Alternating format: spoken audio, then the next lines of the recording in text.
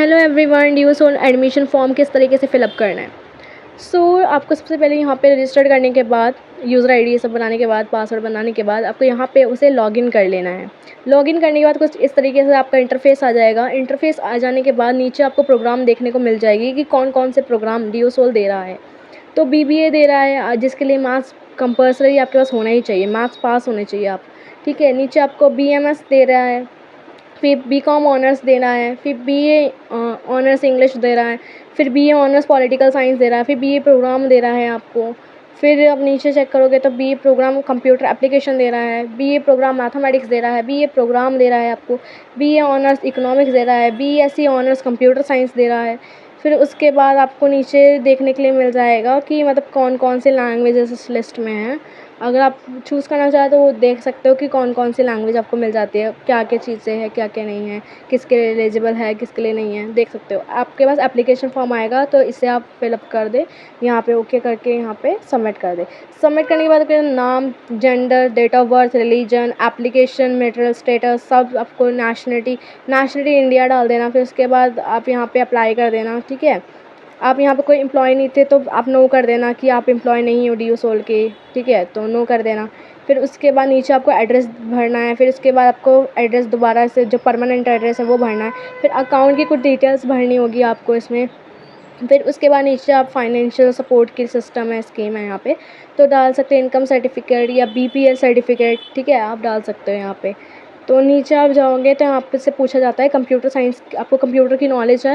अगर कंप्यूटर की नॉलेज है तो यस कर देना, इंटरनेट से है हमारे पास यस कर देना, लैपटॉप नहीं है हमारे पास नो कर देना, कोई पूछने नहीं आ रहा है आपसे। फिर नीचे आपसे पूछा जाएगा आपने अपनी क्लास 12th बाहर से करी है तो आप बोल देना नो, इंडिया से ही करी है आपने। ठीक है, अगर आपने बाहर से किया तो यस कर देना, अगर इंडिया से ही किया तो नो कर देना। फिर उसके बाद फिलअप कर देने के बाद ठीक है, नीचे जाएंगे अपार आईडी, सबसे पहले ऊपर देखो ये आपसे कुछ अपार आईडी मांगेगा और नीचे डीईबी आईडी मांगेगा, ऊपर है अपार आईडी। अपार आईडी आप डिजी लॉकर से बना सकते हैं, आपको मिल जाएगा। अगर अपार आईडी बनानी है तो मैं इसका एक शॉर्ट वीडियो अपलोड कर दूँगी, देख लेना। तो डीईबी आईडी आप देख सकते हैं, डीईबी आईडी आपको बना लेनी है। फिर उसके बाद नीचे आप अपना डे, मंथ और ईयर लिखने के बाद यहाँ पे स्टेप बाय स्टेप गाइडेंस भी आपको मिल जाता है, तो वो भी आप उससे आप डीईबी आईडी बना सकते हैं। ठीक है, डीईबी आईडी बनाने के बाद डेट ऑफ बर्थ आप अपना जो डीईबी आईडी में डाल रखा है वो डाल दीजिए। डाल देने के बाद इसको फिर आपके पास ये आता है, यहाँ पे बोर्ड आपने कहाँ से किया है, बोर्ड नेम आपको यहाँ पर एकेडमिक डिटेल्स कुछ इसलिए फिलअप कर देनी है। बोर्ड क्या था, स्टेटस क्या है, 12th का बोर्ड रोल नंबर क्या था आपके पास, और पासिंग ईयर कब का था, तो कब पास किया था आपने। फिलअप करने के बाद आपके पास कुछ इस तरीके से इंटरफेस आ जाएगा।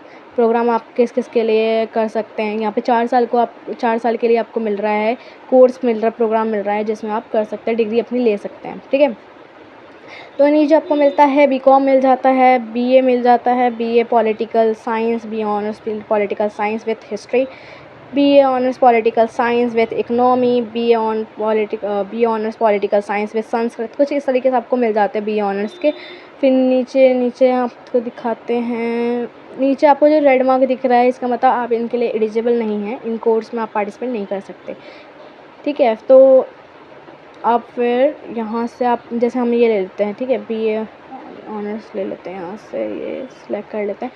हम सिलेक्ट करने के बाद आपको नीचे मिल जाएंगे कुछ इस तरीके से प्रोग्राम सेलेक्ट कर लीजिए, जो ऊपर प्रोग्राम थे उसका ही नीचे लिखा हुआ है तो वो सिलेक्ट कर लीजिए। फिर उसके बाद मीडियम आप कौन से थे, हिंदी इंग्लिश, हिंदी कर लेते हैं। फिर उसके बाद आपको कहाँ के साइड है, आपका साउथ रिलीजन सेंटर है, नॉर्थ है, वेस्ट है, ईस्ट है, वो भर लीजिए। जैसे मेरे तो यहाँ साउथ है, मैं साउथ भर देती हूँ। फिर कुछ इस तरीके से आप कर सकते हैं। फिर उसके बाद यहाँ पे आपके पास आएगा कि फर्स्ट सेमेस्टर सेकंड सेमेस्टर में कौन कौन से प्रोग्राम है। ऑलरेडी कुछ तो लॉक होंगे, कुछ आपको फिलअप करने पड़ेंगे, तो कुछ प्रोग्राम आप फिलअप कर सकते हैं। तो यहाँ से ये आ रहा है तो ये फिलअप कर देते हैं।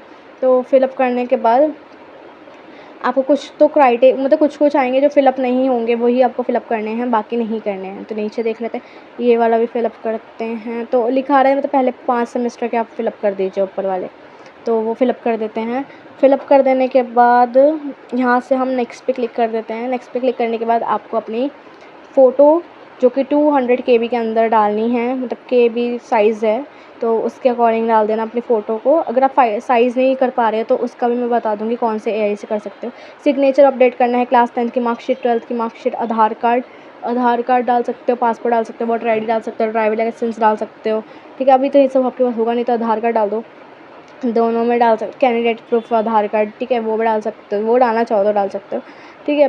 बैंक की पासबुक की जो कॉपी होती है ना, वो डाल सकते हो वेरिफिकेशन के लिए, ठीक है। और नीचे जाओगे तो एक फ़ादर और मदर के लिए हिंदी में सिग्नेचर कर लेना, साइन करके या नाम लिख करके वो दे देना, ठीक है। और फिर यहाँ से हम नेक्स्ट पे क्लिक कर देते हैं। देखो नेक्स्ट पे हम क्लिक नहीं करते हैं, यहाँ से बस आपको प्रोसेस क्या है, प्रीव्यू कर सकते हो, फ़ीस पेमेंट कर सकते हो, फिर आपका एडमिशन हो जाएगा।